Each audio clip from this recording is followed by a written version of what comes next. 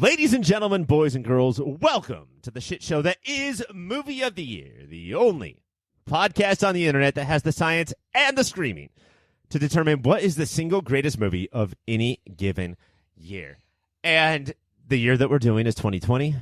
And this is, for all of you non-paying people, our last episode before we go in to figure out what is the greatest movie. Whoa. We've seen some good. We've seen some bad. Tonight is Soul, which I think is going to fit somewhere in the middle. Man, what a middle movie, probably, yeah. right, everybody?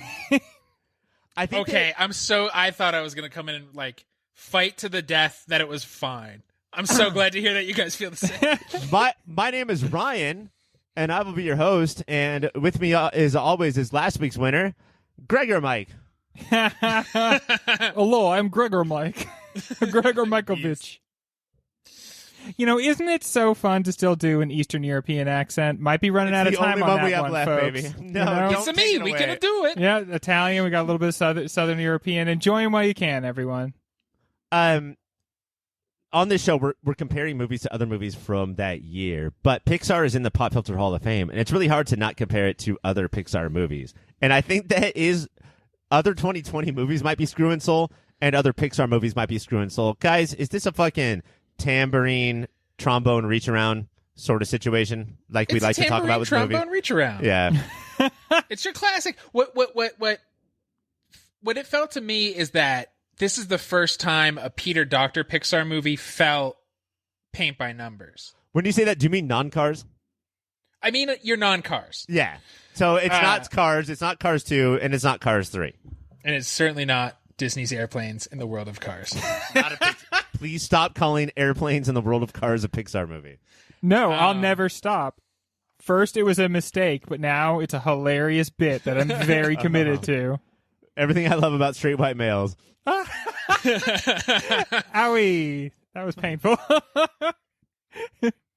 It just really felt like that Inside Out hit in a way that nobody expected, and then they were like, we can do that exactly again. There's so many times that I was watching, I was like, am I in a weird place that this movie isn't pulling at the strings like it should? And it's like, no, the movie's just like, well, oh yeah, all right. I feel like it would have been transformational, except for there's an awkwardness around having centering a movie around a black character and then knocking him out of his own body.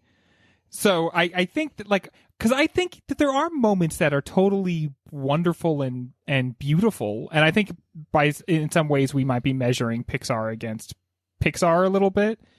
So, but I just think that it comes out in the final wash to be ultimately kind of like meh, because that odd choice keeps you from connecting emotionally fully to the movie. I'm going to be honest. I didn't know. I didn't think about when I was watching it. I've seen it twice. Once on opening day, whatever that means. Like, it's Disney Christmas Plus debut day, Christmas Day, and then once this week. And I didn't think about the black person bodiness of it until I was told by people. Right? Like, that's not something that what stuck with me is the fact that, like, am I getting a Pixar remix? You know, am I getting like it? A remixar, if you will. It felt remixard, and it felt like where Inside Out, everywhere it went in the lessons, even if you're like, I bet it's going to teach this lesson, it does it surprisingly, where so quickly you're like, I bet this is the message, and then they nailed it. I'm like, you got there. That was the message. Like, none of this movie was that surprising. And like, I will argue with that. I do think that it had a lot of surprises and a ton of creativity. It's just that when and where the creativity came up, that's something that I want to talk to you guys about. And if it seems organic, or if it seems forced, or if it seems like if we're on like a Pixar checklist. But we have been told that we're out of the Pixar, like the highlights, like they had their best time probably 10 years ago. And honestly, thank God, right? Like at some point, the just like the golden age has to end, so it can just be a regular old like movie company, right? Right. But what's crazy is that when you move 5 years or 10 years past what other movies that come out, now all of a sudden Inside Out is in the golden age and Coco is in the golden age. Yeah. You know, like those, we thought that those were mediocre That's Simpsons Pixar syndrome, right? Like when Right. we were watching The Simpsons, we were like, season 7 was a little rough, and now we're like, oh my god, could you even imagine a season of TV as good? Right now. A season 7? Oh. And I actually do really like Coco and Inside Out. And then there's others that fall by the wayside, like Your Good Dinosaurs, or we're not going to talk about Cars, but there are other Pixar movies. How about that Planes movie, Ryan? You're Two Incredibles. Not fuck. Too Incurious. It's not fucking. The Planes movie is not fuck. What the fuck? What the fuck? What about Planes? Oh my god. You fucking coked up hoodlums think this is funny to pull your Ashton Kutcher pranks on me. And it's not funny. But we do. I wonder that if 2020 did give us two, if Onward and Soul, if Soul is going to go up and Onward is going to go, we do, like Pixar is in the Pop Filter Hall of Fame. I feel like that we do love most non-Cars related things, but Soul made it into the Elite 8, and I don't know how many other podcasts with our exact premises would put Soul there, and Onward was not even an option, right? Like they came out at different times of the year, and that really matters. We do love months. We do love months. That is true. I feel like I repped pretty hard for Onward, but there was no momentum there. That wasn't going anywhere. Yeah, and looking back now, like I wonder if Onward was a dumber but cleaner movie. Like, like I wonder if it was like a sadder but wiser girl. A little more obvious, but like a little more focused on what it had to say. It definitely had the same thing this movie does, though, which is like you can see just like from like 5 minutes into it what like the solution is or what the moral is, and then you watch the movie play that out, and then you're like, yep, I feel good about that because I knew that was going to happen. Unfortunately, there's no way that I will ever hear about what you guys think about Onward. I wish there was a way for me to hear about what you guys think about Soul. Nope. Unless we're talking about Planes. Okay, so we're going to take a break, and when we come back, Plane. Welcome to the world's fastest sport, where only the best of the best compete.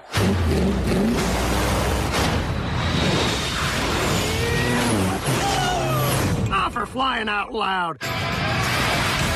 For the first time ever, we have a crop duster in the race. Well, he's gonna die. Dusty, you're going up against the best racers in the world. I'm afraid of heights. After winning his second Academy Award for Inside Out, Pete Docter wasn't sure what to do next. He did now, however, as a maker of children's films, want to do something about the origins of personality and the concept of determinism. When the initial pitch about a soul named 22 wasn't totally working, they decided to add another concept, a jazz musician named Joe Gardner, who would take the lead role from 22 and become Pixar's first African-American lead character. The story kills Joe almost immediately, right after he gets his first big break and could take the leap from middle school music teacher to star pianist. He makes his way from the great beyond to the great before, and, along with 22, tries to cheat his way out of the afterlife. We see how personalities are created, we visit the zone, and we even spend part of the movie with 22 as Joe and Joe as a cat. TasteBudz, I want to start with what is often the most interesting part of Pixar movies, the worlds. How do all of the places I just listed, real and imagined, stack up with Coco's Heaven, Inside Out's Mind, Nemo's Ocean, Remy's France, Andy's Bedroom, and Earth's Fat Future? One thing I really liked was when I heard like the pitch for this movie, I was not looking forward to the real world Manhattan parts. I hate when fantastical places go back to the real world, but it gives Pixar a chance to show off how like the strides they've made in animation, and that Manhattan is a magical place. It's very dirty. I don't think this movie does a good job of like capturing how when you're in Manhattan, like you would never touch anything or sit on anything in quite the way that some of the characters do in this movie. That's because 22 doesn't know about the world. That's all that means. Even so, I think if you are a completely fresh new person and you drop down in the middle of Manhattan, just the smell and look, the dampness She and just like the thinks sort of the world smells like stale piss. But I felt like the way that it was rendered, it was just as exciting. You know, all the characters are so interesting to look at. They're not really realistic, Right. necessarily, not 100% realistic. There's one scene, there's one shot in particular where Joe as a cat is talking to 22 as Joe. offering pizza, and the cat is standing like on the top of stairs. Joe is at the bottom of the stairs, and the stairs are not fucking animated. Like that's just a picture of real ass stairs. Like it looks more real than if they had filmed stairs. And so I do appreciate how we get a lot of the great before and the great after. You know, like where we get to see actual designs of things that don't exist. Because at this point, Pixar's like, "Oh, you want us to do something that does exist? Fuck you, man! I'll make it look grosser or better or realer than camera ever could." Yeah, the textures throughout Manhattan are great and pop, and that's why the world of the Great Before and the Great Beyond was flat, because they're so it seems like it's supposed to be soft, but then it's less interesting to look at. And if you're comparing it to Pixar's other created worlds, so much smaller. The inside of a mind, there's so many more places to get lost than in the Great Beyond and the Great Before, and that's crazy. Like the fact that the zone is part of the Lost Souls Sea is just right next to the Great Before. Like it all seems like we're in a little cul-de-sac where because Wall-E space doesn't everywhere. exist there. Yeah, not to mention it's got that Pleasantville thing of if you drive past this corner too far, then you're going to end up right where you started from. Yeah, because it's a place like devoid of space, and yet somehow like his consciousness, I think, has to like create space. That's always such a hard concept because I guess it's like an impossible concept to wrap our heads around. But I liked the way they did it, where when he sort of bumped out of even those universes, like the great in-between place, when he's like kind of squeezed his way out of one into another one, and the way it like doubled and was wrong and sounded wrong because he was like in between places. That was very spooky and effective. That was cool. But yeah, the main parts of the fantastical land were fine. They were fine. Okay, so like I feel like that there's two types of Pixar movies, unless you're not either one of those types, and then you're a third or fourth type. But let's say that there's two types of Pixar movies, which is invent the world or sort of show this world like we think it would be. Like, how do fish get to school? Oh, it's on a stingray. That's the bus, you know? And then here we get totally invented shit that is sort of based on Christianity, sort of based on craziness, like crazy ideas. Like, were these worlds of the Great Beyond and the Great Before as mind-blowing as other Pixar worlds? The one thing I didn't like about the Jerrys is I kept thinking, is this how Pixar thinks of themselves? Do they kind of think of themselves as like quasi-angelic, quasi-godlike characters who have like figured out what it means to be a person and how to show that to people and how to usher people into the new consciousness? And or then I got, is that like, how they think of like the audience? The audience is two-dimensional until Pixar comes in and shows them how to be real. turned them into chubbies. I don't like...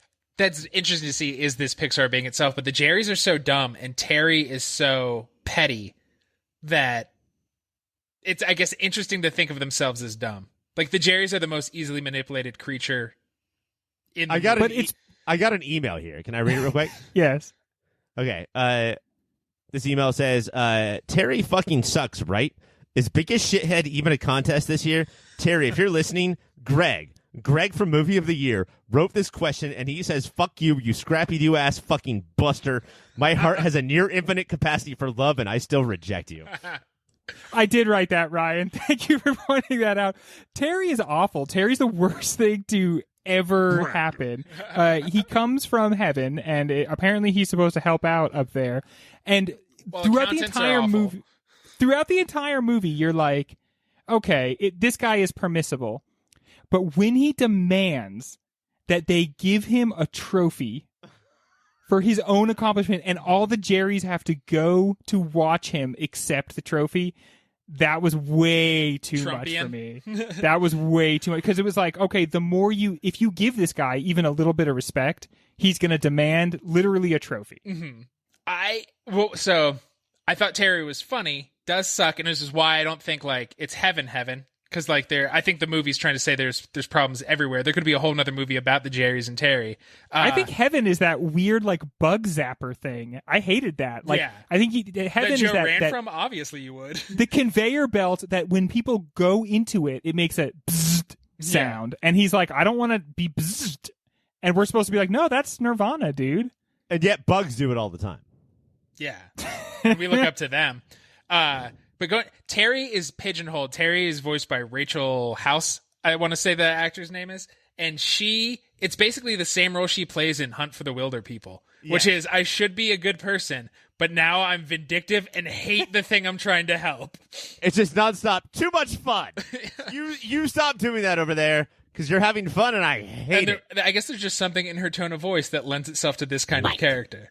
That must be kind of sad in a way. Like, she has ridden it to 2 great roles, but boy, if people hear the sound of your voice and right away they're like, you should play like an asshole that nobody is glad to have come around. Or I wonder if in a movie that really defies structure, right? Like, it really does try to say, like, this is how most 3-act structures work, and we're going to bounce against it, because it really does. Like, it really does try to defy all of that. It still says, but we got to have some fucking Karen. We have to have some asshole to root against, otherwise it doesn't work. Well, and I don't even know if that's true. Without Terry, I do think it could work. It would just like take a little more elbow grease from Pixar. But without Terry, Joe is the worst person in the movie, and I don't think they could let that. They couldn't let that happen. So they're like, there has to be an antagonist then. Yeah. But I could also see making it the Jerrys, who are just so polite with their rules that couldn't that be the worst person? Those are the people that I hate the most. Yeah, because they're like total like neo-libs, right? They're like, we just have these rules to help everybody out. And then it's like, if you don't follow the rules, they're like, well, no, you have to follow the rules. There's no choice. But they do it with a soft, kind voice. Fuck you. Yeah. But the implication is like, wait, what if I don't? Like, no, you will. You will comply.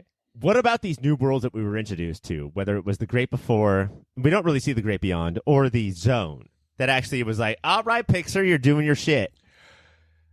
Like 22's box, I enjoyed seeing the weird stuff 22 collected.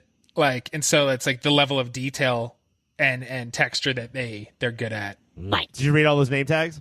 Every single one. Yeah. Mm-hmm. I liked the way it, talked about flow as being something that could be either like a very good thing or potentially like if you got like, you get addicted to it, like a lot of other things that you get addicted to. And I felt like they didn't lean too heavily on what those other things might be. But like, obviously there are a lot of ways in which people could become obsessed and then become like isolated, lost souls. I did feel also though, like that like with the like Moonbeam and everything, it did seem a little like try hard or focus grouped or something, like, and then there's going to be Bob Dylan music, and then this hippie's going to come on this cool ship that's flying on moonbeams, man. And it's just like, that starts to feel cynical after a while when you start piling like one trope on another like that. Yeah, does it make me sound like an old man who appreciated early Pixar? That's how old I am. I grew up on early Pixar where just the fucking Sand Ocean would have been a movie. It would have been enough for us. And all of you fucking children need 7 more plots. That's why it seems like a good thing if we could maybe just all agree that Pixar, the golden age, is over.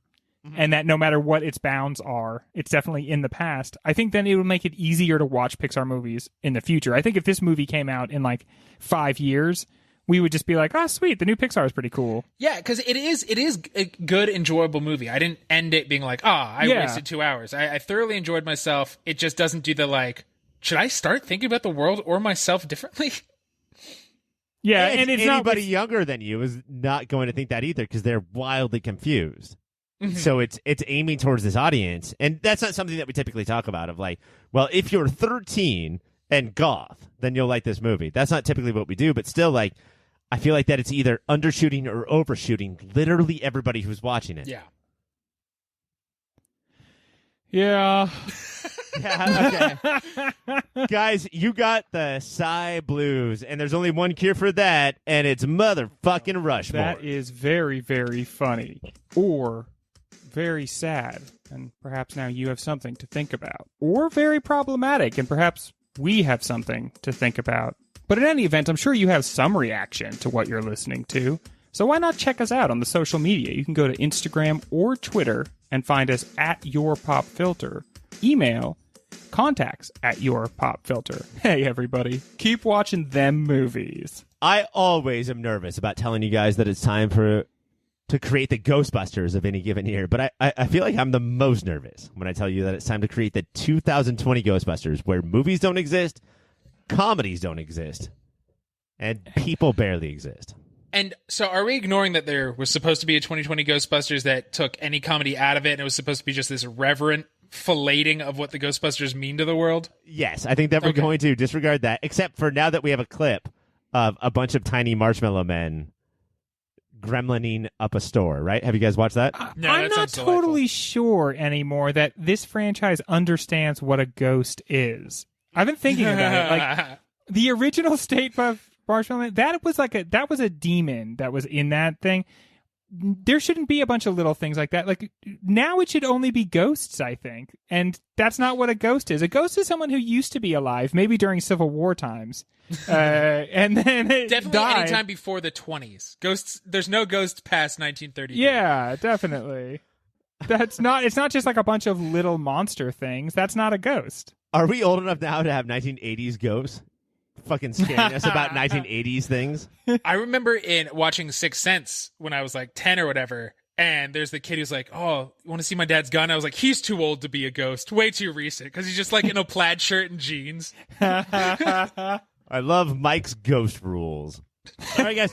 But for our purposes, what we're doing is we're trying to sell the most amount of tickets to a big budget comedy horror movie called Ghostbusters 2020. Don't answer the call. It's not Afterlife. It's just our own thing that we're doing with the title Ghostbusters that we co-own and you also co-own. We're going to make a Rushmore out of this, so the big four stay, like the Ghostbusters do. We also have a special spot for the Rick Moranis role. Woo! If you guys have any of that. Mike, we're starting with you. Who is, and Mike, oh my God, you have in the easiest job of all time. You've got the slammy dunk role. Where are we going? You make me think like there's only one obvious role, so I have to. Oh, no, let me tell you right now, there's zero. There's zero Okay, good. obvious Thank roles. God, thank God. So I'm going to do, I don't know what version of himself he will bring, but it's Sacha Baron Cohen. And maybe it's that the other three people think that they really are Ghostbusters, and he knows that he's fooling them the whole time. But Sacha Baron Cohen should be on here. Mike. And is he going to pick a role and stay in that the entire movie? Or are we going to get a little Borat, a little Bruno? I think what we all forget Bruno. I think what he Gene. should do is in his movie, they're making the Ghostbusters movie, and he keeps saying to the other character, like to the actors, like, I think that my trailer is really haunted. And so then he's in kind of like an adjacent movie where the actors are slowly realizing that his trailer is haunted. All right, so the whole goal is to like take money out of wallets for tickets, and you guys Hell yeah, have my dude. money already. Greg, There you go. where are we going next? Okay, so keeping to the rule where it's just as big a star as you possibly want to get, this is a twofold answer, I think. The Rock. Probably one of our next presidents of these United States, The Rock. He's big, he's beefy, and I feel like he just brings in that boffo box office. And if we could get him exclusively with some other comedic actors, maybe we could find a new. Sometimes there's a different gear for The Rock that's like even better actual comedic performances, and I think we're gonna get that in this movie. All right, I'm going to maybe that for now. Let's see if we need him The for... Rock. Yeah, I mean, like, I don't know the last time I saw him and enjoyed him. What? It's been a Is it while, because you're right? watching Young Rock? Don't watch Young Rock. No, I only exclusively watch Young Rock. Is this a Scorpion King situation, Ryan? We've told you to stop watching the Scorpion King. Just on repeat. You fucking It's the most weirdo. accurate portrayal of his face. Mike, you're up next. I kind of just went with comedians. I forgot Boffo Box Dollars. And one of the best How many comedies. times have I told you to not forget Boffo Box Office? One of the best comedies. And you know what? I think this will bring in money, at least in the studio system. It's like the most a Sundance movie has ever been bought for. And I think this person is there. Are you making that face about my language? It's Andy Samberg. Andy Samberg, okay. Maybe Pyle. Rude. Dang, Just repudiation. flippantly. Maybe Pyle. Greg, you're up next. Man, I felt so good about The Rock, and then you smacked him down. Okay, well, here's I think everybody agrees that 2020 belonged to one show. It was a TV show, full disclosure. It was on Apple TV. It's the one show they have on that network. But it stars one Jason Sudeikis. Believe! I thought you were going to say Haley Steinfeld. Dickinson.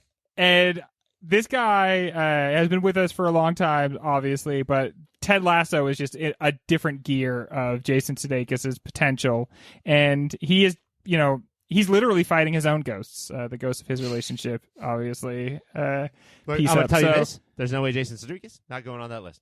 Is that your Sudeikis? That was mine, yeah. Nice. I like it. I already gave you the points, Greg. You don't have to compliment me Oh, anymore. okay. Still But yes, pretty good. Jason Sudeikis, TV stars go on to star in movies. I don't know why we're cutting out TV. And 2020 was a year where our biggest comedy stars were on television. So, Mike, go ahead. Beat Jason Sudeikis. You won't. I know you won't. Well, he's on the mountain, so Yeah, it's do somebody so good. Jason Sudeikis gets kicked off the mountain. that's what I'm asking for. All right. Believe. This is a TV star, a creator, and she starred in a little scene but awesome movie in the beginning of 2020 called The Lovebirds. I'm going to put Issa Rae on there to bring a different energy and vibe. You know what's crazy, Mike? I forgot to tell you guys about this before the segment started. But I have a 3-pointer for anybody who says the very special thing that I'm thinking. And it's Issa Rae. Oh, no. Oh, shit. Mike. Hold on. Mike. Issa Rae is on the mountain. Very All right, good. so we have 3. We've got Okay. Sebastian Cohen, we have Jason Sudeikis, and we have Issa Rae. Greg, there's one more spot left. And we've got 2 pretty good maybes, so go ahead. I feel like we always forget Jamie Foxx. I forgot Jamie Foxx was in this movie. When I heard the voice he does in this movie, it's not just straight up Jamie Foxx. It's kind of like he's doing a character with his mouth. You call it a voice. And it got me thinking, like, dang, we really take Jamie Foxx for granted. He's been a comedy star for like 25 years. He basically performs in whatever movie you put him in. And I thought he was really good in this. So, Jamie Foxx, I remembered you, big guy. Love it. Maybe. We're on speed round, Mike. What do we got? There's a movie that was huge on Netflix called The Wrong Missy. I think this kid, Lauren Lapkus, is going places. Lauren Lapkus. Wow. Okay. Lapkus has yet to hit a Rushmore, as far as I know. This would be crazy. Greg, anybody else? I was going to say Kumail Nanjiani. I don't know if the goodwill has dried up there, but I still think there's a lot of people that like him. Mike, anything else? Eric Andre? Oh, dude, he could be in the Sacha Baron Cohen one for sure. That would be so awesome. All right, guys. And then we actually have to do the Rick Moranis right now. So is there anybody on your list or from my maybes that you want to offer into the Rick? I brought one specific. Okay, Greg, I think it should be Rick Moranis. Rick Moranis notably reemerged in 2020. He was in a punched in commercial, the head. and then he got punched in the noggin. Yeah, and then the whole world fell apart. By the way, that happened like right before pandemic. So something to keep in mind. Rick Moranis. Mike. I already said my Rick Moranis. Actually, it's Eric Andre. Eric Andre. That is definitely. He should not be a Ghostbuster. Let him in. Let him in. Mike. All right, Eric Andre is going to take the Rick Moranis down. Sorry, Rick Moranis. I'm Rick sorry to Moranis. Rick Moranis. Nobody outricks the Moranis. So I have got 6 maybes. And also you guys didn't say 2. I'm going to throw my 2 on there.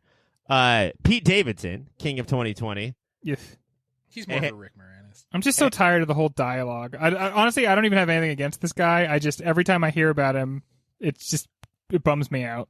And Dan Levy. Oh, shit. Of course. That would be rad. That's Man. it. Ryan. That's it? Okay. Ryan. Could you imagine him getting slimed? His face. You, David. How do you fold the slime? Your 2020 Ghostbusters are Sebastian Cohen, Jason Sudeikis, Issa Rae, Dan Levy. Your Rick Moranis is Eric Andre. And I'm seeing that movie, ladies and gentlemen. Take all the money. Take it all. Boffo. That's Boffo box office right there. When we come back, more about Soul. Hey guys, thank you so much for listening so far. And let me just tell you that everything ahead of this commercial is much better than what came before it. That's my guarantee. While I have you here, let me tell you about a website. It's called yourpopfilter.com. and it's everything you need that's related to Pop Filter. Everything Mike, everything Ryan, everything Greg, everything Cassie, everything is there at yourpopfilter.com. While you're there, go to yourpopfilter.com/Amazon. Make that your new Amazon bookmark and do your shopping from there. That way, we get a little piece of the action, and Amazon doesn't. Make sure you're also listening to everything that Pop Filter has to offer, which includes the Superhero Show, a podcast that covers every single TV show that's based on a comic book or comic book property, and Movie of the Year, where we sit down and try and figure out what is the single greatest movie of any given year. That's Superhero Show, that's Movie of the Year, and that's yourpopfilter.com. Rate, subscribe, review. Bye. Gentlemen, we're back to the show. We're back to Soul. And this is not our typical question, but I do think that it's important to ask here. What is this movie about? What is Soul trying to teach us? And this isn't just like an analytical question. Like, can you break down Soul? But like, does the movie know what it's trying to teach us? Go. I think it does. I just think it's not easy to do in an adult movie, let alone a cartoon movie that plays with metaphysical things. But I think if you look at what Joe's after and what 22 is after, so 22 is afraid to live, and Joe doesn't realize he's living because he's only looking for one thing could define his life. So I think... Which is a different form of afraid to live? Which is it's because he has my life can't end on the day it's about to start. And then he finds out from Dorothea Williams that even his dream gig is also just coming and doing the same thing, which is what his normal job was. So I feel like the message of the movie, which isn't inspiring, but it is kind of like, just relax and live. Stop fucking thinking about it, and you'll be fine. The movie has something that is played as like one of the most dire moments that could possibly happen to a person, and it's actually one of the most amazing moments that can happen to someone. When he's told you're going to have a permanent job here, teachers live for that. You hustle nonstop as a teacher, just trying to get someone who will pay you on a permanent basis, pay you like a fucking adult, pay you like somebody who is a member of society and not somebody who is like a priest or something, or someone who has taken a sacred vow of poverty. When you really actually get paid to be a teacher, to teach music, the thing he loves more than anything else in the world, that's his job. He just had two incredibly inspirational moments. One where the girl plays a solo on her own, so caught up in the moment, and the next where he reflects on the power of music in his own life and gets carried away in a breathtakingly beautiful scene. And only got made fun of a little bit. Not a lot, just a little bit. And that's fine. And if your kids aren't making fun of you, you're not doing anything. Like, your kids have to be able to make fun of you. That's how you know that they're actually communicating with you. And it's not just getting paid to be a teacher. Looking at Connie, not just the fact that she goes ham in band, but she comes to quit and says, but before I quit, can I show you this thing I've been working on? And loses it then. And then Dez, who pulls him into the Dorothea Williams band, he's like, you were my teacher 15 years ago, and you made me into music. So Joe is a good teacher surrounded by the thing he loves, but because it's not the definition of what he thinks. And he has that fight with his mom. He's like, my definition of success is different than yours. But it's also, his definition of success is wrong. Let's talk about Joe real quick as like the good guy, you know, like, oh no, he's a good guy, and all the negative connotations that could mean, because I think that he does think that his base level of bullshit, which is sort of ambitious, I don't try real hard to be a star jazz piano player, but I also hate the fact that I'm a middle school teacher. That fucking sucks. And then we realize later on that he's also like a selfish haircut getter, you know, that was one of the most impactful moments of like, well, you've never fucking asked, bro. And that, like, he's sort of that guy that like thinks he's okay, thinks he's a good guy, but is actually kind of a selfish prick. Well, because I do think there's so many types in general, I was going to say artistic types, who are like, but I have this passion, and that makes me better than normal people. But even thinking that makes you not.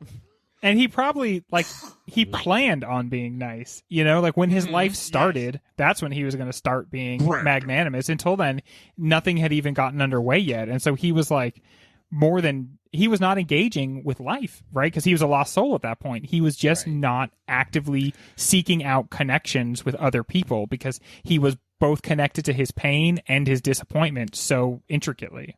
And there's no way that like you can understand jazz, and there's no way that you can understand passion. Like, what is the point of me talking to you? Why would I make a connection to you? Right. Because we don't have the exact same things that we need from life. He talks to his barber about jazz, and he's like, yeah, because he loves it, but it's just because he loves it. Like, you already know the kind of guy Joe is. You don't want to be stuck in a room with him. Also, he doesn't call that woman back ever who likes him, but because you can tell he's like, well, she'd get in the way of my career. But he does seem like you can see in the cracks that he's not actually grinding that hard. And of all the things, it's fucking jazz. It's not something cool like podcasting. Like, get the fuck out of here, Joe. And even look at the way he jazzes. Jazz is a communal thing where you have to be in touch with not just what you're doing, but with what everybody else is doing. And how do I take what you're doing and kind of change it a little bit and throw it back to you? Right. But we see he's a selfish lover when it comes to jazz. Yeah. He goes into the zone. Yeah. He goes into his own little closet and he stops everybody else from playing. And it's so beautiful, but he doesn't go into that zone when he teaches. When he teaches, he's with the people he teaches. And that's how the movie shows you he's meant to be a teacher and not really be a musician, because he can't connect to people through music, but he actually can through teaching. It's the messages I think they're going for are too complex. Is the relationship with the zone and obsession, I think, is really interesting, because that is, no matter, like, we're all supposed to try to hit the flow with no matter what we're doing. And this movie is saying, like, when you're in the zone and flowing, you are a millimeter away of being a crazy addict. And so how do you have a passion without letting it take over your life? And flow is such a weird concept in a capitalist society too, because what it's supposed to really be is we're supposed to love our work so much that we enter into a bliss-like state. And so, like, flow kind of is a little bit bullshit too. And do you know who that also is too? Is that all of the people who made that movie, this is sort of like their excuse to their families. Like, watch this movie to understand me better, because sure, I disregarded you as people or me as a father or mother for the entire duration of my career life. But if you watch this movie, maybe you can understand that I was crazy I'm just spinning my sand, baby. Yeah, I was just on an abyss of sand, and I don't know what to tell you. But I think that state of flow is like the corporate version of flow is a hostage to the real flow. Is that artistic? You're making music, you're painting, you're writing, and you forget the world, you forget to eat. That's never going to happen when somebody's filing TPS reports. They're just so in the state of flow that they're just like, oh, like, and you look up 8 hours later. Okay, so apparently Mike has never seen me file TPS reports, because I am in there and I'm getting it done. I think one of my biggest problems with the second watching of this movie is that it's to find your purpose or your passion or your dream, but that's not it. It's your spark or your patch. And I get the terminology confused, because every time it seems like Joe or me as the audience member learns what you're supposed to do, your goal, your dream, whatever it is, like, oh no, it's not that, it's this. And then they just keep using the same words over and over again, but it's like this cycle. And by the time 22 gets her patch, they didn't even see what her spark was, which I think is part of the movie saying it doesn't matter what your spark is. And you can't I think say. the purpose is to have one. And you can't say, because this is such a cop-out probably, but they're trying to talk about something that we don't really have language for. What is the meaning of life? What is the essence of life? Is it looking at the leaves go through the air on the breeze? Is it, the taste of a pizza? Plastic bag floating down the street? Because that is art. You have to you're spying on your neighbor with your camera. And so, it's something that you can't quite put your finger on, right? And so maybe that's part of the excuse, is because it's not quite your spark, it's not quite your passion, it's not quite your reason for living, it's not quite the leaves, it's not quite the pizza. It's something in there, though, around there is like the spark of life. So is the answer all? It's like, are you doomed? All spark. I think it's ultimately it's Transformers. Ultimately, I think it comes somewhere. Ultimately, I think it falls somewhere around the idea of just appreciate. You are there is like something that we can't even conceive of behind us, and there is something that we will never understand in front of us. But right here, right now, we have something, and it sucks a lot of times. It's bullshit a lot of times, but it's here right now, and it's ours. And if we could just like turn a fairer eye to it, if we could just love it for what it is and not what it could be or what it used to be or what it might be, or if we don't fear it too much because we might lose it or it might hurt us or we might die, if we could just for 1 second appreciate it because it really is amazing, then So what Greg is teaching me now is that do not make music to have more money in your pockets, but instead take what's out of your take what's in your pockets out of it and then make music. That's the way you're actually supposed to live. yeah. Right. Yeah, it's I like the be present, be here now, and it's use it whatever connects you, which is why Joe is a good teacher. He teaches 22, an unteachable prick. Yeah. That it's okay to live. And when Joe does the montage thing, I like what you said there, Greg, is like the kinder eye. Is that what you said? Looking with a kinder eye is because he gets 22's memories in his body, and everything he looked at as like a bad moment, he saw it through her eyes for that moment. He was like, oh, that's a beautiful moment. We were in the same moment, but now I just have to think that the leaf twirling isn't I'm going to be late. It's like, well, that light is pretty for a second. Yeah. And now it's a good moment. Yeah, the slanting light, you know, I mean, that's like kind of in philosophy, that's an image that comes up over and over again of just like the beauty of a soft light, and it's like connection to reason and truth and everything. But ultimately, I feel like that's where a lot of children's movies end up, is appreciate the moment, appreciate who you are, appreciate your situation, because that's pretty great. And then it takes all of these crazy directions in order to get back to the same moment that we sort of already knew that we should be doing anyway, but we're not. Yeah, and that's why it feels like they were like, I want to capture more than what it normally says, but you still end up and that's why it like left me feeling cold, at least, is like I saw it coming and they try to say so much and capture all the nuance so it feels messy and unfocused. They're not really know what they're trying to say. Yeah, I think that it ended up being a little bit of a hodgepodge, and to have to fall back on like, well, the thing that we're talking about is actually pretty hard to talk about. It's like, well, okay, but you did endeavor to make a story about it. Nobody gun to your head said make this fucking movie. Yeah, okay, so we're going to get to this in the 2 segments from now, but unfortunately, guys, it is draft time. Cut, Mike, we don't have a song for draft time. Do you want to go real quick? Gonna do a draft time. Everybody, time to pick. Thanks, and Mike. it's a bracket, not a draft, right? Oh, sorry, Mike. Do you have a song for bracket time? Gonna be a bracket. Everybody make a thing. And cut. Hola, Filterinos. I just wanted to interrupt real briefly and say thank you for listening. Thank you for your support. If you want to support us a little more directly, you can go to patreon.com/yourpopfilter. There, depending on what tier you pick, $1 a month, $5 a month. If you're crazy, anything more than $5 a month, don't do that. You can get extra content. There's extra shows, extra series, behind-the-scenes stuff. You could pay for Ryan to draw you a picture. I can write you a poem. You can get the shirts off our very own backs. All of that and so much more over at patreon.com/yourpopfilter. While you're on the internet, you should check out Shady Monk. He does all the tunes you've been listening to. He's on Bandcamp, he's on Spotify, SoundCloud, wherever kids get their music these days that I'm too old to know. Shady Monk lives there. You can probably follow him on Twitter and Instagram as well. That's Shady Monk. Wherever you get music, check him out. Gonna be a bracket. Everybody make a thing. Listen, motherfuckers. Ouch. Came up with a bracket, and I tried to just do 8, but there was too many pianists, so we have 16. So we have to go fast. You got a problem, man. We have to go through this You got a real pianist fucking problem. quick. I have a pianist problem. So like, give me your answer real quick, and then we'll debate later. Okay. Your first seed is Ralph from the Muppets. Shit. Okay. Strong. Greatest pianist of all time. Yeah. Very strong. Here's the problem: the 16th seed is Władysław Spilsman, the main character of the movie called The Pianist. Yeah, I was wondering about that. I gotta go Ralph. I mean, what are you guys looking for? We can take some time in this first one. What are you guys looking for in a pianist? Coolness. It's got to be like a major cool factor. Mm-hmm. Because it's like they're doing so much, right? Their fingers are dancing, but they just sit very still a lot of times, and that's so cool. That's like the coolest thing you can do. And to have his fingers dance when he only has two meaty paws is so impressive. We also, the three of us have been to a shocking amount of piano bars, and I also, for me, and I'm not voting unless you guys disagree. For me, it's like, what are you doing on the mic? We know your fingers are doing the magic, but on the mic, are you keeping the audience cool? Are you keeping them into it? Or are they singing?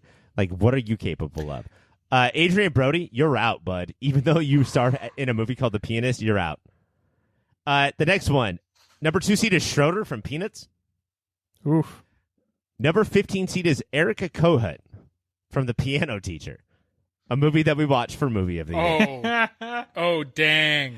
I was going to say Kick Rock Schroeder because I hate the Peanuts, but I do not want to be in a room with her. Yeah, and I too severe, too scary. Not doing much on the mic, I'm assuming. Yeah, no. It's like Schroeder's rocking that mic way harder. Schroeder stays. Number 3 seed is Phantom of the Opera. Okay. Your number 14 seed is Doc Holliday from Tombstone. Just always there, always tickling the ivories, no matter what he says. Now, point of order, Phantom of the Opera, he's a keyboardist, but he plays an organ, right? These are all pianos, Greg. It's the greater piano umbrella. Saxophone? That's just a fucking vertical piano. It's a piano you put in your mouth. I'm going Doc Holliday myself. He's so cool when he plays the piano. The guy asks him, like, who the fuck wrote that song? And he's like, Frederick fucking Chopin. That's so cool. Huckleberry Hound. Nothing's cooler to me than covering half your face and wearing a cloak while you live in a basement, so I gotta go Phantom. Yeah, Doc Holliday, get the fuck out of here. What? Next one is Sebastian Wilder, Ryan Gosling from La La Land, versus Homer Simpson. And let me finish.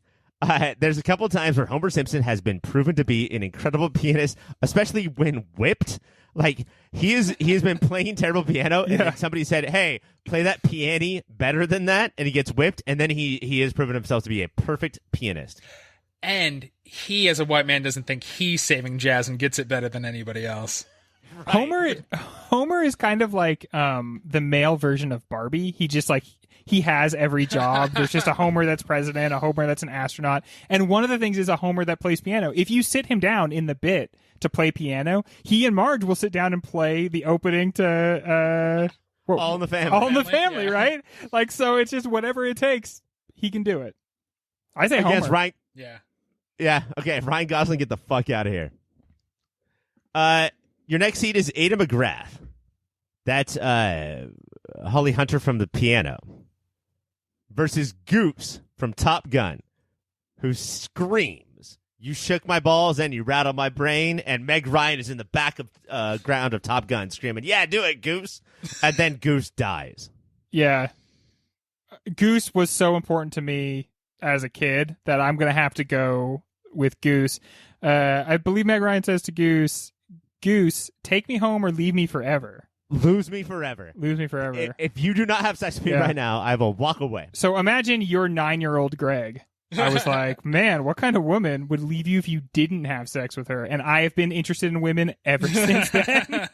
Mike, do you know how hard it has been to be friends with Greg, despite the fact that he follows geese around and screams this at them at the park? Take me home or lose me forever. I am a notorious hater of that movie, and once saw a performance with Holly Hunter, so now I feel like we're very close friends. She sat right in front of me. So I kicked her in the butt. You kicked her too many times, and she wasn't mean about it, so I got to go with The Piano. And that was her name, right? Her character's name was The Piano? The Piano. She was The Piano. I'm going to also go with Mike. Goose is out of here. Your 5th seed, gentlemen, is Donald and Daffy from Who Framed Roger Rabbit. Nice. They share the seed?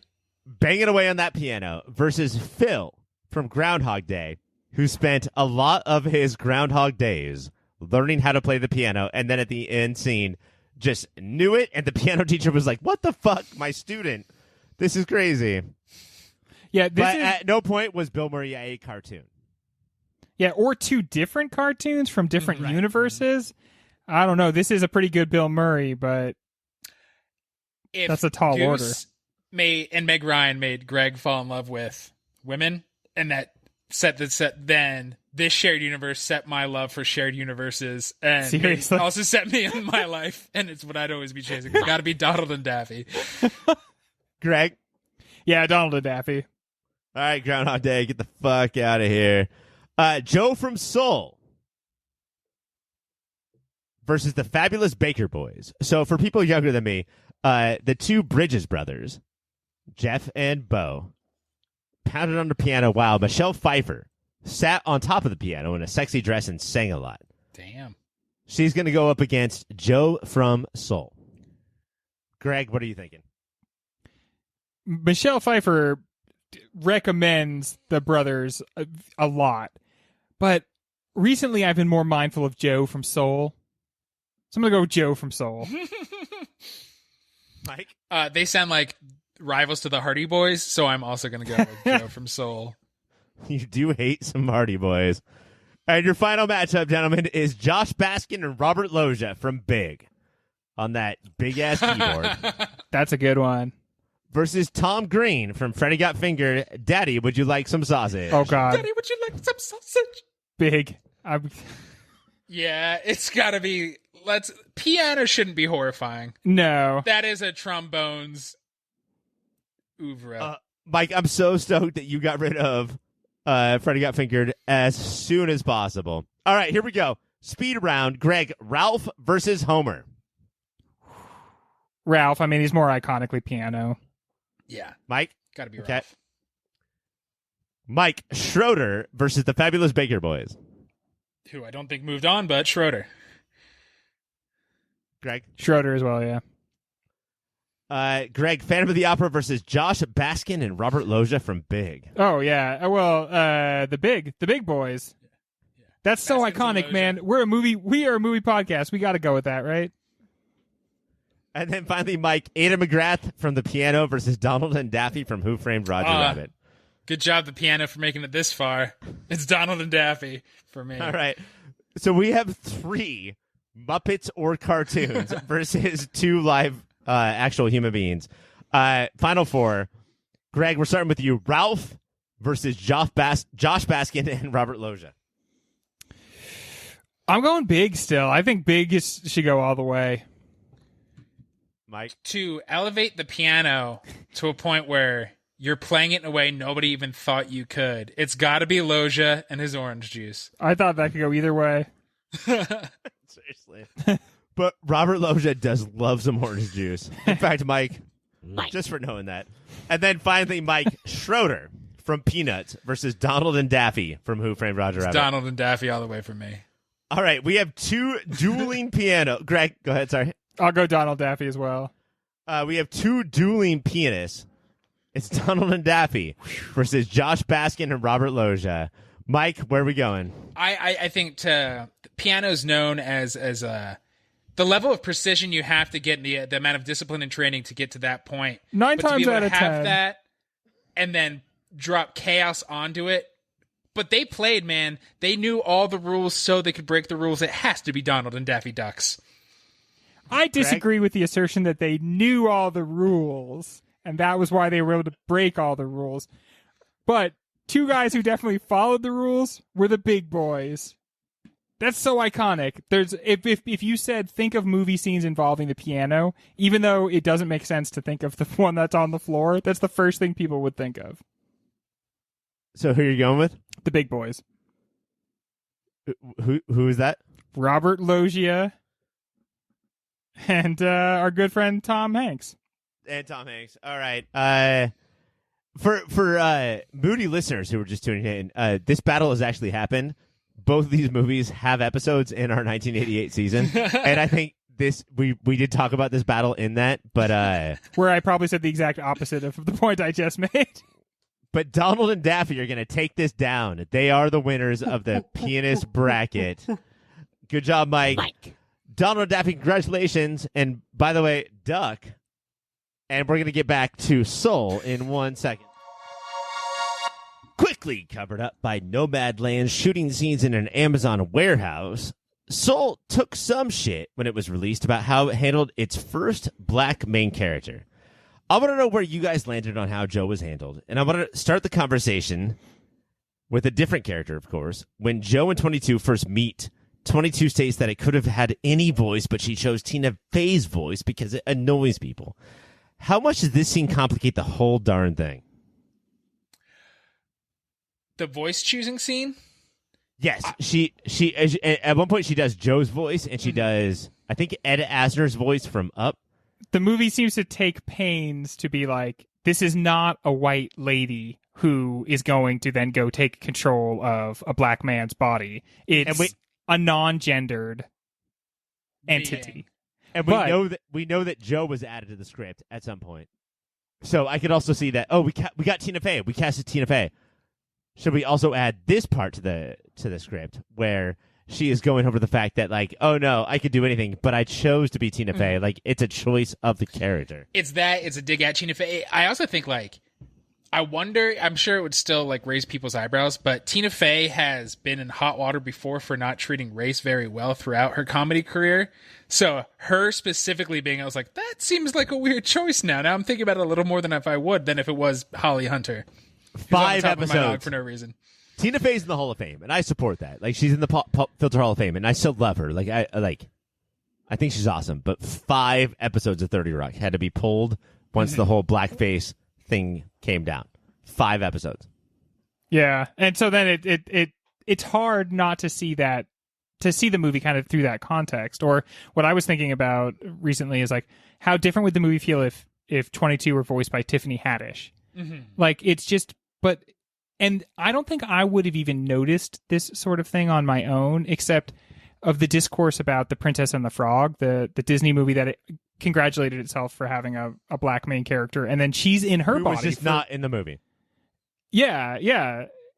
Like, she's not in her own body for so much of the movie. And so, because I had heard the discourse about that, it was interesting that the same company, a different division of the same company, is then going to have, like, very much being, like, race forward about, like, the main character is black, and then he spends less time controlling his body than 22 spends controlling his body in the movie. And I'm sure there's people who argue, like, well, Disney made, like, The Sword in the Stone, and that guy's in a bird's body for most of the movie, and that's the problem with having so few movies about black characters. If this was one of the 5 Pixar movies starring a black character, we probably wouldn't care. We probably wouldn't be like, oh, like, we might, like, mention it and move on. It wouldn't be an entire segment. But because it's the one, it becomes a much bigger part of the discourse. Especially when so much of the movie is, like, he's now going to watch Tina Fey pilot his body, and he's going to learn a thing or two about blackness. Like, he's going to learn what it's like to go to the barber shop and to really sit there and talk to the guys. Tina Fey is going to show him how to do that. And by the time he's done, Tina Fey has basically shown him, how do you do it? This is how you be a black guy. You should have done it this way. You should have been a little cooler about it. Joe could never connect to his mom until Tina Fey was in charge of his body, and then they hugged and they related to each other in a way that they had never done in Joe's entire life. I like how the movie realizes that they're about to have, like, his most important lines be delivered by her, and so the movie suddenly, like, whoa, wait, hang on, and does that, like, pan around behind his mom's head, and now the cat is just sitting there. Not the cat's not mouthing anything, and but he's just saying, it is Joe. Yeah. And it's like Hunt for Red October, where they, like, Sean Connery speaks Russian for like 10 seconds, and then the camera works, and, like, so now I can speak like Sean Connery, right? Now I can deliver all the lines. Now I'm the Russian. Now I am the Russian. And I honestly... You're the Russian now, dog. Sorry. And whether or not it is, like, ultimately okay is not for us, obviously, to decide. But I will say, in the course of watching the movie, the fact that you can't quite put this question to bed ruins the movie. I mean, it kept me from engaging fully with the experience, because I just kept being like, is this okay? Now we're watching him in the body of a cat kind of be a buffoon, and we're watching his physical body kind of be a buffoon. So now he's like is he a double joke now? Like, but the body of the cat thing seems out of place. It seems like, oh shit, we forgot we're a kids movie. You know what? Real quick, let's throw him into the body of a cat. Not thinking about the other part about how, like, black people have to lose their blackness in order for movies to work. And then the Princess and the Frog thing is crazy. But I started reading about it, and it's not just the cat thing. Like, as soon as possible, he becomes a little blue marshmallow and doesn't have to adhere to black norms. You know, like he gets reduced to basically his like hat and glasses. And all Which the are research, pretty black, I think. all the research that we had to do about like how black people live, we don't have to do anymore because now he's a blue marshmallow, and now he's a cat, and now we're out. And I didn't think about the Princess and the Frog, but like Tiana from Princess and the Frog is Tiana for like seriously 18 minutes of that entire movie. And the not having to think about black culture and nuances is so interesting because they purposely brought in black writers and a black co-director in a helicopter. All right. Like at the last minute, like, all right, here's the script. We already filmed it. Can you? Did we fuck up real bad? Be honest. But like, it's so interesting. It's like, so are we looking too much into it because there was black creators who are fine with it, or was there already they're like, well, you can change the barbershop a little, but you can't change most of the movie we've done. Like, how different would the movie have been if they had like more in-house black talent and asked the black writers, hey, we're starting this off. How do we start this off in the right way? Not how do we finish this off in the right way, but like, could you help us get this thing going? Because I think blackness is more than just a coat of something that you like apply at the end, right? And I think that's cool too. Like, this movie was supposed to be about 22, and then they were like, "Oh shit, this isn't working. Let's just paint Joe on top, and let's have a co-writer who was also black." Well, Joe was also a scientist at first, and he was also a scientist, but like that doesn't work enough. So let's make this jazz music the blackest thing you can do. Like, I really do think that they thought like, "Oh, if this is jazz, then what's fucking blacker than that, baby?" And which is why they got Trent Reznor and Atticus Ross to do the music. Nine Inch Nails about to win like their third Oscar because of Soul, which is insane.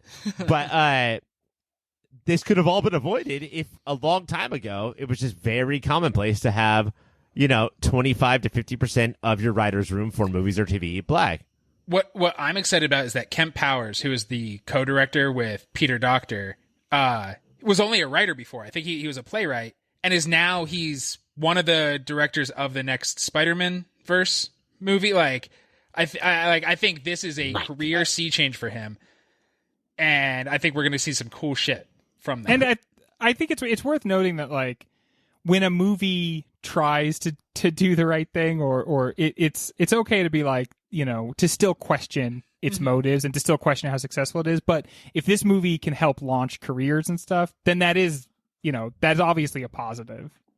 I probably read 3 articles by black writers about their issues with Soul, right?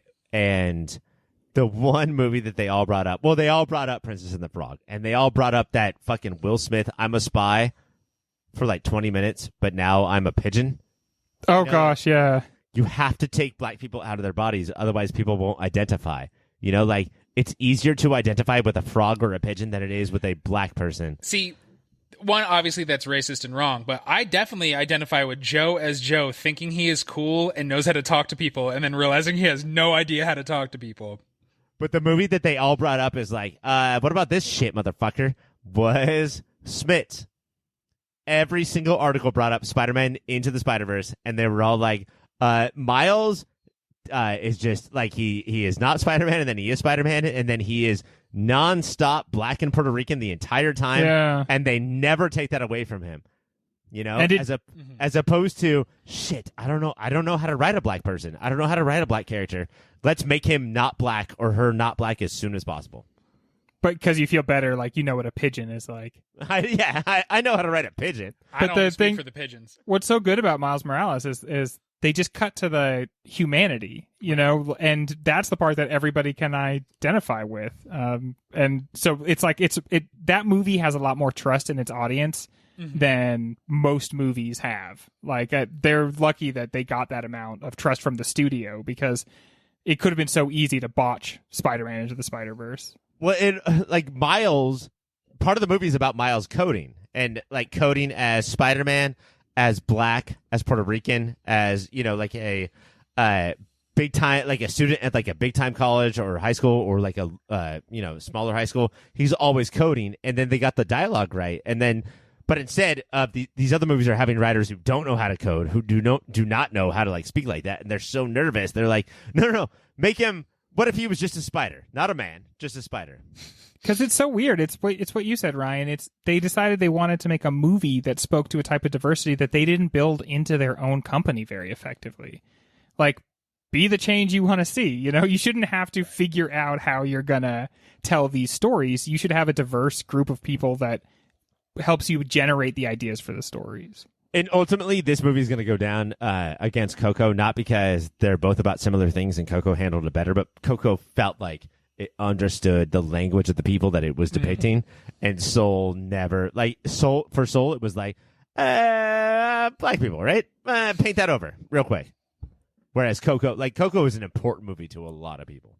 And I think because that's another, I think Coco's an example of like, it never was anything else. It was formed in its very bones, its very foundations.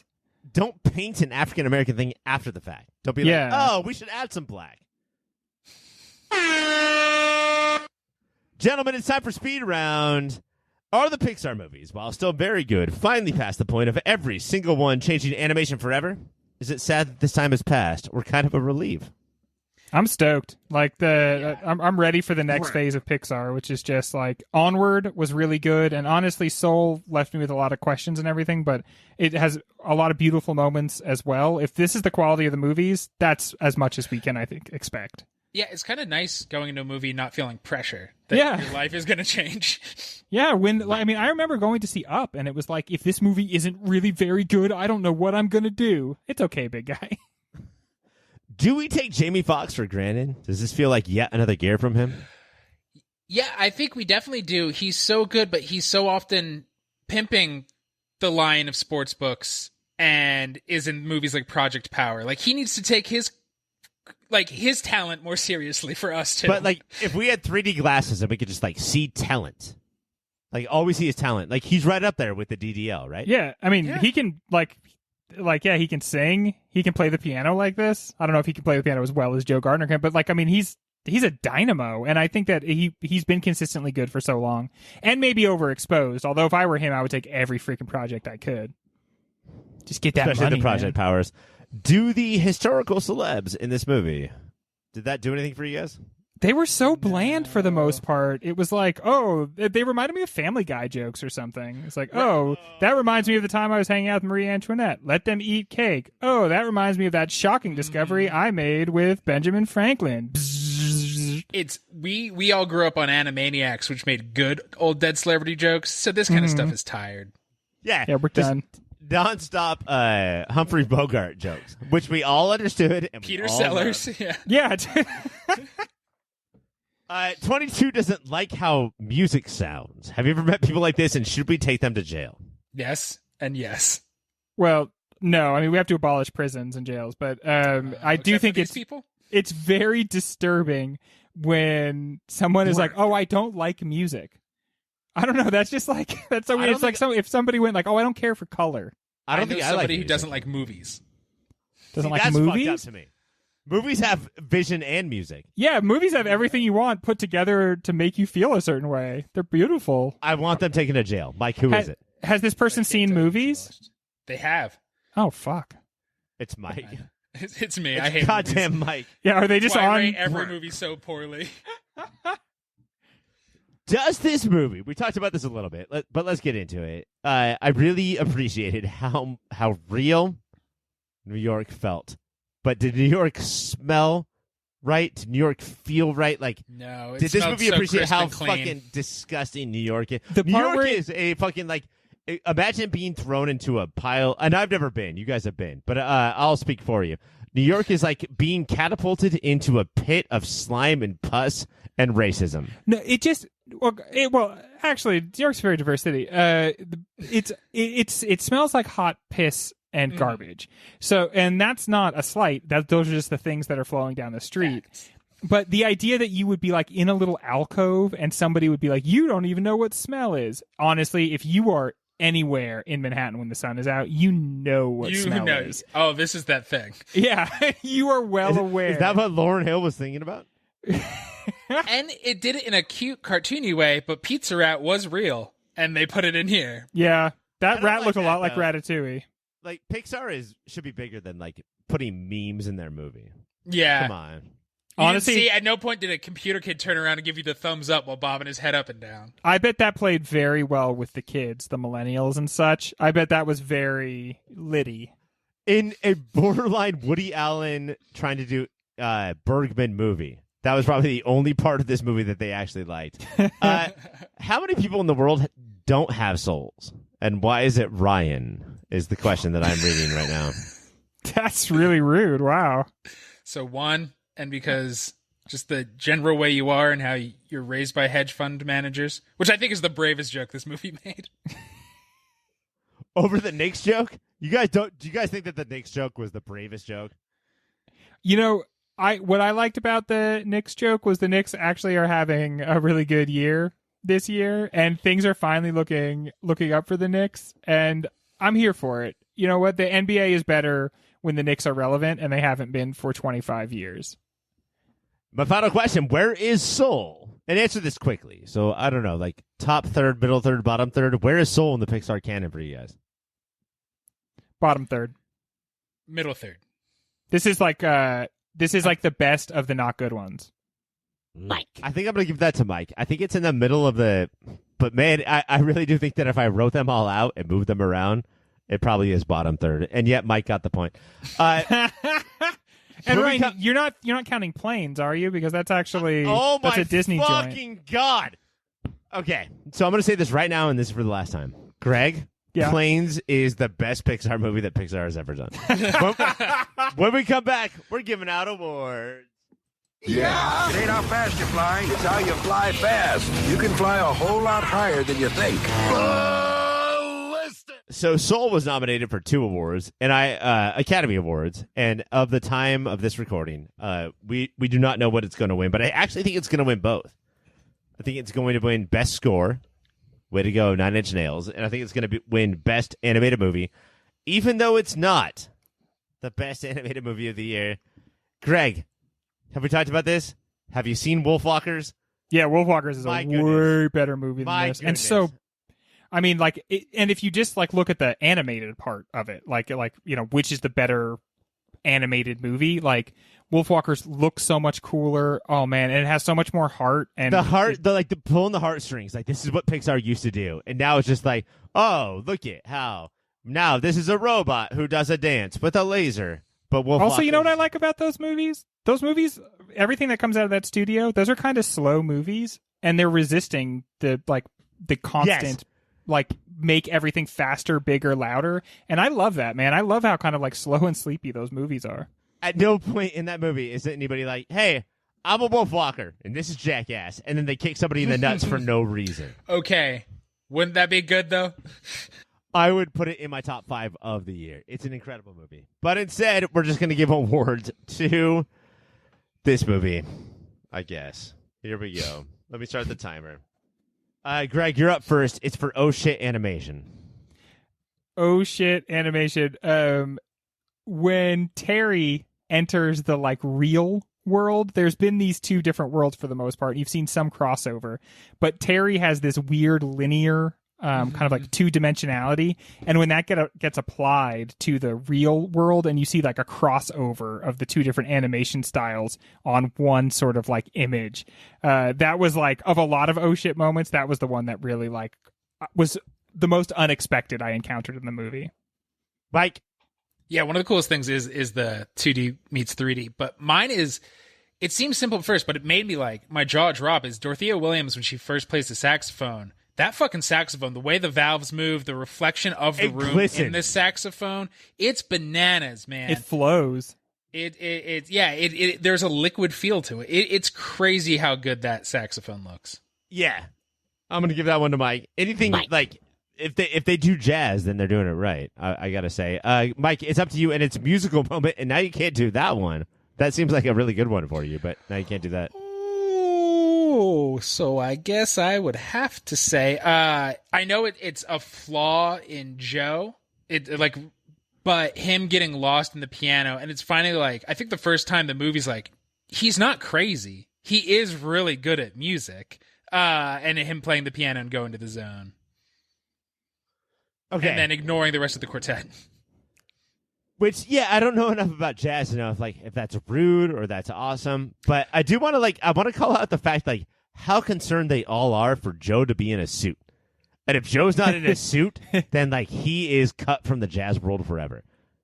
Are they if this movie were about her, Dorothea Williams, then I think we would understand how insulting this whole thing is to her. She is probably, as she's portrayed in the movie, she's probably one of the best saxophonists alive of her time. And they want this middle school teacher who doesn't own a suit to come in and play the piano for her. She's very insulted. She's an artist. And so we know and love Joe. And so we think it's kind of rude to him, but I think objectively, you can see that she kind of has a point there. And for all of her, sorry, Greg, but for all of her talent and all of her stories about fish in the ocean, she is she's a gig worker. She is just every night she has to go and just be where she is and do the thing and that was my night and that's it. There's no recording deal. There's no on the radio. It's just I have to do this every single night. She has to piece the band together. She has to have rehearsals where she just sees the new people that are going to come in. And so, for me, the music moment is when it's right after Connie has done her solo and he sits down at the piano and basically tells them this story about, when he fell in love with jazz music and he plays and talks to them at the same time. And he's doing that thing that teachers try to do, which is show them what it's like to experience wonder about these things, because kids are so, they inure themselves to the wonder of the world, honestly, because they are at school grinding all day. And so you try to show them the way that to you it's so beautiful, and that it sings. And he does that there, the light that comes out of him and the beauty that comes out of him. They understand the way he sees jazz, and that's valuable because they get a little bit of that understanding, even if they're not going to learn to ever be musicians, because almost every kid but one in there is not going to be. They will at least have understood what it's like to really care about it. Yeah, that's a Greg one. And yeah, that's sort of how music works, is that 90% are going to be a little bit stinky but still love the music, and then there's that one shooting star. All right, Greg, cringiest. What is the cringiest scene? For me, I don't want to go back to the same well that we've been harping on, so I'm going to say I cringed every time one of those souls made contact with that big white passing over into the next realm. I hated the way it zapped. It made this Bugs Zapper sound, and it just really, it was so dangerous and scary, and I cringed. Mike? Yeah, I'm going to go to the well. I'll go back to the well of when you realize Tina Fey is going to be piloting Joe's body for most of the movie, and you're like, oh. Don't do it, though. Because honestly, if you were making this movie, if you were part of the committee to make this movie, you would be the one thing we can't do. Here's the one mistake that we can't make. And that would be it. That would be the one thing that you absolutely can't do in that movie. And they fell into the trap. They put their foot in the one bucket. But either they thought oh no, what we're doing is so awesome different that we could do whatever we want. Or, oh no, I have done no research about how black bodies have been treated for the last 75 years. Including I have not watched Get Out, so I have no idea what these people are talking about. Mike, performance. Who is the performance in this movie? We've talked about this a lot, and this is one of the things I thought I was going to come out swinging, but I'm glad we're just all in agreement. Is that Jamie Foxx is great, man. He when Joe has to be buffoonish, he's buffoonish. When he's funny. He is. I think Joe is in the kind of Pixar protagonist as Woody. You would think you're supposed to like him because he's the hero of the movie, but he's kind of a prick. And I think he captures that really well and groundedly. And not, look at me sing, look at me dance, look at me dress like a woman, Right. Greg? Yeah, it's got to be Jamie Foxx. When I heard his voice, I forgot that he was in this movie, and it's because he really did such a good job of becoming this character, and he's so alive. And really, maybe that's like the biggest heartbreak, is that if it was just allowed to be a movie about Joe Garner with Jamie Foxx as the voice, and the guy's in his own body the whole time, and he learns all these same lessons, but maybe in a different way, maybe on his own, being his own guide or something, then it would be really touching. We went over Pete Docter's movies, and Pete Docter has a thing. Even in Pixar, he has a thing, right? Like, he does a thing. What is his most director-ish moment, Greg? For me, it is that moment where Joe falls down the hole. And this is where probably the movie falls down a hole as well. But he passes from the one world into the other, quite literally. And that switch, suddenly the animation style switch, even though you knew it was coming, is such a sort of shock and delight. So yeah, the moment right where he falls and I guess dies. Sorry, Joe. Mike? I think it's when we first see the Jerry's and Terry interacting, and like we start to see the world of that. Because if you look at Inside Out, this, and Monsters Inc., he is obsessed with bureaucracy, like fantastical bureaucracy. Yeah. And so that's mine. Or yeah, just acknowledge that, like, it sucks, and Terry is like the villain ultimately of this movie, but things can't get done without Terry's. Like right. The world sort of works. We all get to enjoy our life while the Jerrys and the Terrys make sure that it works. So yeah, you just have to manage them. I think that's the point. Like you just have to find a way to let them think that they are being their Terryist, and they don't know that you're just secretly changing the count behind them. Yeah, and that's in here. Yeah, just like they're easily distracted. But let them think that they're really doing it, because they don't come from a bad place. They're trying to just uphold order and everything. The big point here, where so many points, is the recommendation, guys. The sleeper pick that if you like Soul, what are you going to watch?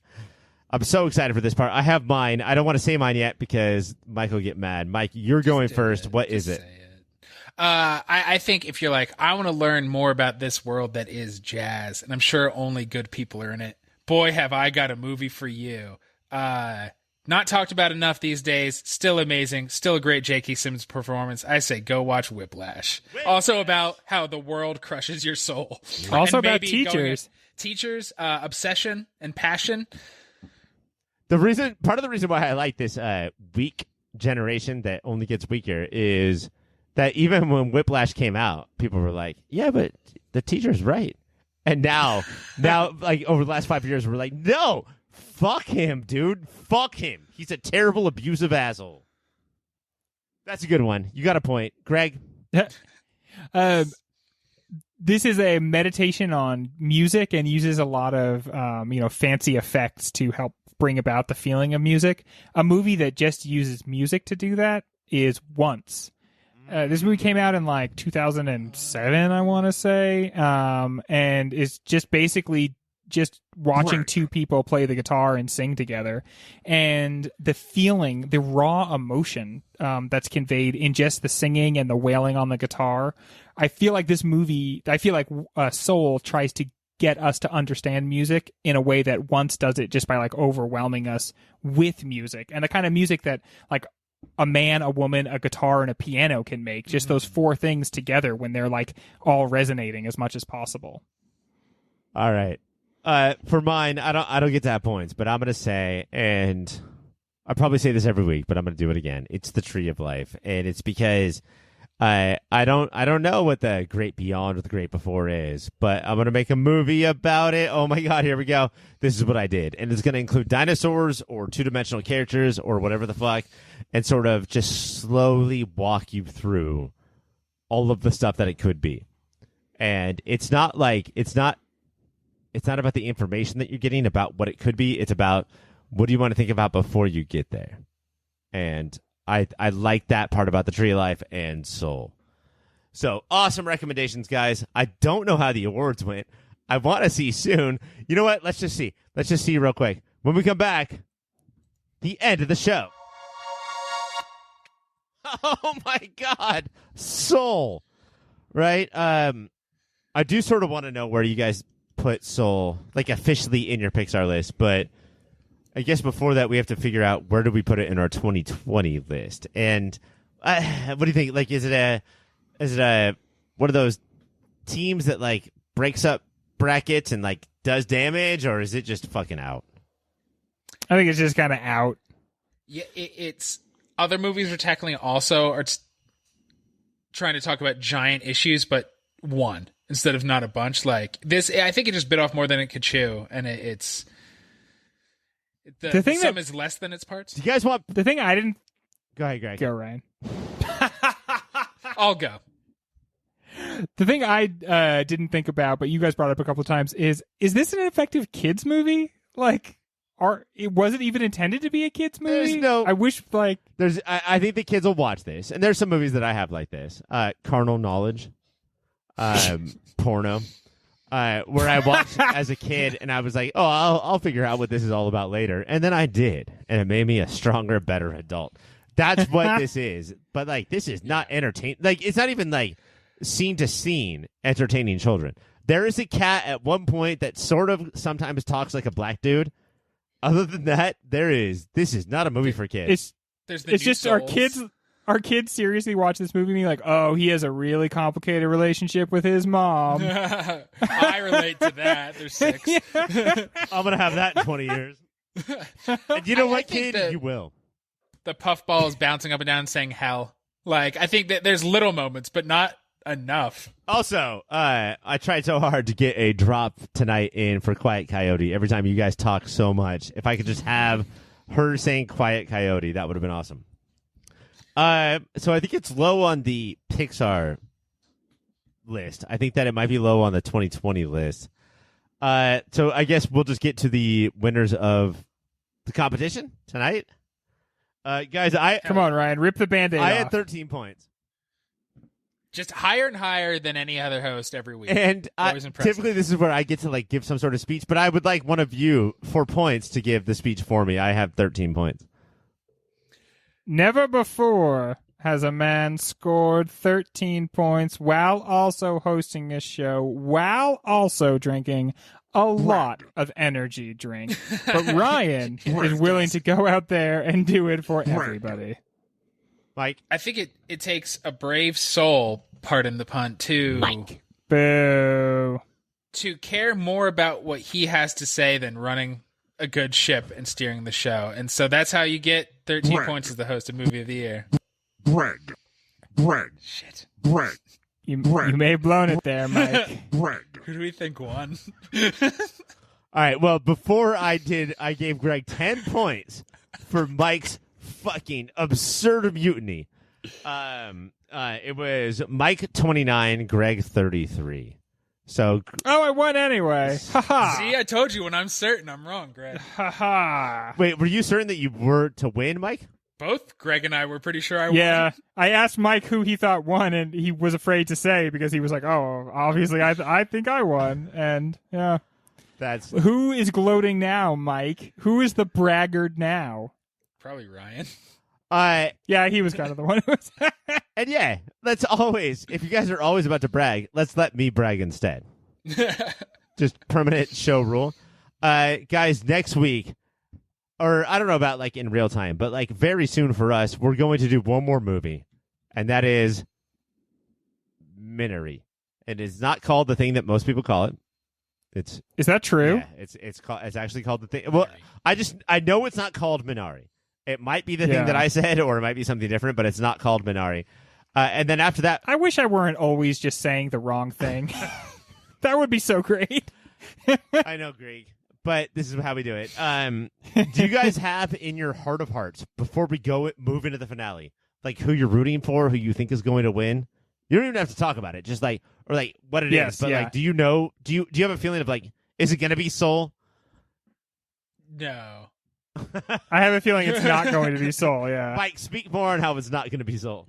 It definitely will not be Soul. Based on how we've talked about every other movie this season and how we talked about this movie, it's not going to be Soul. But like, I have a movie that I definitely think it's going to be, but I have found that there's nothing that can prepare you for the most unpredictable night in Hollywood. I know. Hey, Oscars, go fuck yourself, because it's about to be Moody 2020 time. We've got a Charlie Kaufman movie. We have a Kelly Reichardt movie. We have a Pixar movie. Like, I think there's a lot to be excited for. Mike. Yes. This is the last time you're going to talk to everybody before the finale. What do you want to say to everybody? I'm a golden god, Okay. and then I jump into the pool. And Greg, what do we got from you? I'm so glad we're all friends. Greg, one more point. And of course, as always, keep watching those movies.